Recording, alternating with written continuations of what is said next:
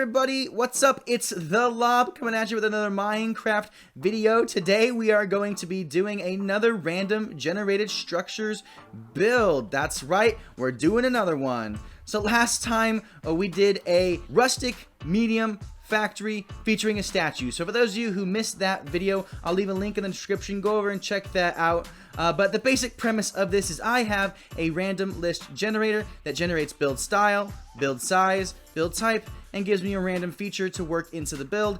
And I have to use those 4 categories to build a build, and this is what we came up with last time. And so we're going to be doing something exactly the same like we did last time. These are the sizes. My small is a 1 chunk. My medium is a 2x2 chunk, and my large is a 3x3 chunk. You know what? Let's just hop right into it, guys. Let's go. So guys, we've got our random list generator here. As you see in the list, I've got the build size, the build style, the build type, and a random feature that I'm gonna have to incorporate into the build. And I'm gonna press go in 3, 2, 1. Oh, let's see what we got. A medium cyberpunk starter house that is vibrant. Oh man, guys, I am excited about this. First thing I'm gonna do is I'm gonna go ahead and set up my perimeter area, and then I'll set my signs up like before, and we'll get into a little bit of a planning process. See ya in a second. With editing, it's only gonna be 1 second. Let's go. And here we are, guys. I've got my my chunk built out here that I'm building. I put a little wall up here just to kind of separate the builds so that we're not so distracting in the background. But I've got it laid out here. I've got the medium cyberpunk starter house that is vibrant. Now, just a clarifying point with these random features. These can be things like last time we had a statue. That's some physical thing in, but it could also be some sort of descriptive feature like vibrant, or there's cobbled together, there's run down. It could be something like an animal, or it could be an action that's going on. Just a random thing that's going to add a little bit of story, a little bit of lore to the build, because that really helps create just such a unique build. And so I really want to be able to work this in. So my first thought with the vibrant, first off, that goes so well with cyberpunk being a style that uses a lot of dark and then really bright neon colors to help things stand out, and that will go really well with vibrant. Now for starter house, I really want to build this as if it's something that if you were building a cyberpunk style house in your world, that it's something that you would build. So that means it's got room for storage, it's got your bed in it, it's got some workstations in it, some furnaces, maybe some blast furnaces, an ender chest, enchanting room, you know, something that you would have as an actual starter house. So I want to be able to incorporate some functionality into the build and not just making it aesthetic. I think I'm going to do it in like a cityscape kind of area. So I'm going to build the terrain up here out of stone, and I'll be right back. Hold on, I'll be right back. Alright guys, just something simple like this. So anyway guys, we're gonna start off doing what we did last time and working on some color palettes. With Cyberpunk, you often see darker colored structures using like gray and black concretes, and then using vibrant glasses or wools or other things just to add color to help it pop standing out in front, but having those dark shadows in the back. Alright, so I've got a couple of different blocks here that I'm going to use as my backgrounds, and I'm going to add some of the color in front. I've got my polished blackstone bricks, I've got blocks of netherite, black concrete powder, black concrete, gray concrete, black terracotta, blast furnaces. I've got smithing tables that I'm going to use as the floors, and I've also got warped hyphia. First thing I'm going to do is I'm going to make a couple of different just flat walls out of these colors. Alright guys, I've got these laid out except for the smithing table and the blast furnaces, which will be used more for details. They're just supposed to act as backgrounds here while I work. I am probably going to end up using a couple of different of these in the build, but I want to see what will work with the idea that I have in mind. And the idea that I have in mind for adding some color is coming through with sea lanterns and then running just rows of glass on top just to kind of see if the colors blend. So I'm going to do that on all of these with different colors, and I'll get back to you. Okay guys, so I came through here and I just added the sea lanterns with some of the glass in front of it to see a little bit of different lighting. I added the blast furnaces out in front as a little bit of a trim with these along the bottom, and I really do like how these look together. But I'm just going through and I'm looking at the colors and kind of seeing what works. And so just coming through here, and I'm going to look at the ones that I think I like the best and that will fit this style. So now one thing that really pops out to me is this nether block here. I really like the look of this. I think it looks really industrial, and then putting these lights on it, these pop out a lot more because of the texturing and the color on it. Same with these blackstone brick. The color really pops a lot more on these, whereas the other ones do kind of blend in a little bit. However, one thing I was thinking about as I was doing this is not a starter house block, so I probably won't end up using it, at least not a lot of it. But blackstone is something that I would deem a starter worthy block. You could definitely get concrete powder, concretes. You could definitely get the hyphia wood. So coming through, I'm gonna mark the colors that I think would work best. As much as I love this color, I'm gonna go ahead and leave it out purely for the sake of the starter house category. I really like the texture left on this. I've never been a huge fan of the flat concrete texture altogether, so I'm gonna leave those out as well. But I do really like the black terracotta because it's not quite as dark, but it does have a little bit of a texture that does shine through a little bit. And I do also really like the hyphia. So now what I want to do, now that I have kind of a little bit of a color palette, I want to go through and I want to start adding some details in and see what really works and what is cyberpunky and what might not be so cyberpunky. So I'm going to gather some materials and I'm going to go through onto each one of these, and I'll get back with you once I'm done. Okay guys, so after quite a bit of work, I have quite a few just random cyberpunk-ish designs that you know, just to kind of get my brain flowing, just to kind of get just the juices going on cyberpunk building. You know, a lot of these are stuff I'm probably not going to end up using, like just say for example this one.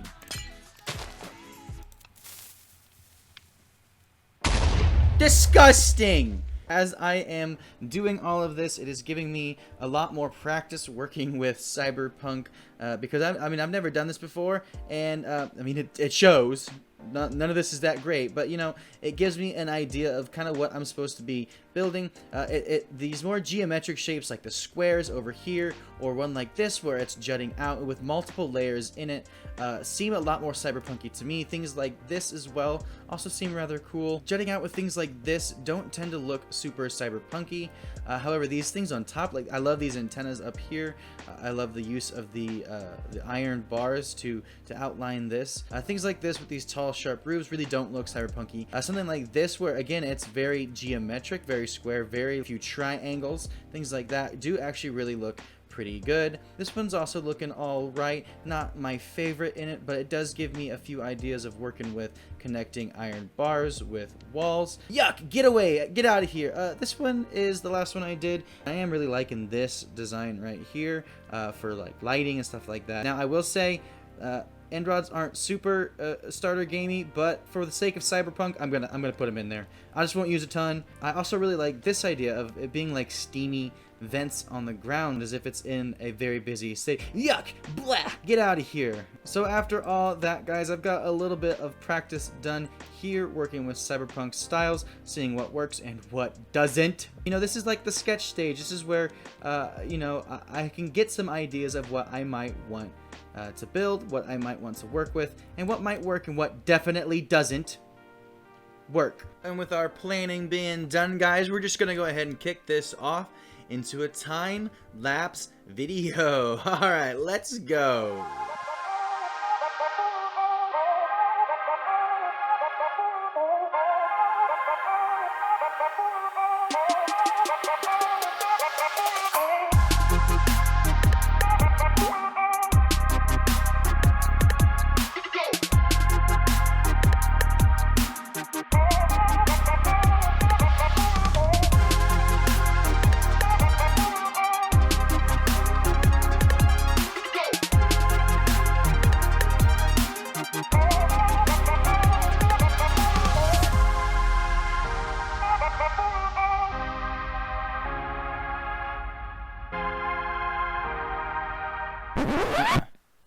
I don't like that. Let's try again.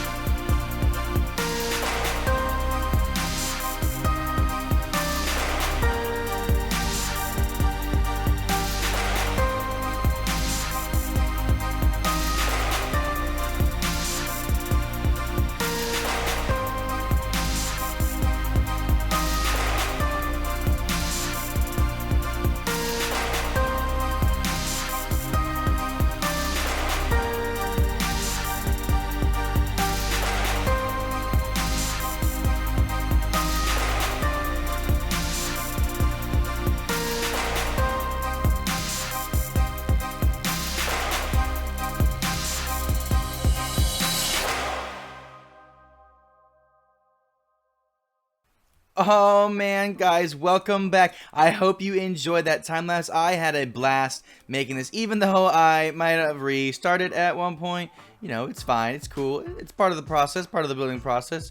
I just had so much fun building this thing and doing all of this. I love how this little hologram in the sky turned out. It was one of my last minute additions that I just really loved. I love how this outer area looks really kind of simple. I didn't want to put a ton of details out here, really just some street lamps along the street, maybe a little park over here. I kind of like how this turned out, more of a futuristic, still darker tones on the nature over there. I love these little signs hanging down. This is a feature that I saw that I thought made some really great neon signs, where you use some full glass blocks as like the letters that are going across, and then you use these glass panes just to kind of fill in the background. And I do the same thing actually over here with my giant billboard, where I have the glass panes filling in the background with the different colored full blocks that create these almost letters, futuristic looking letters.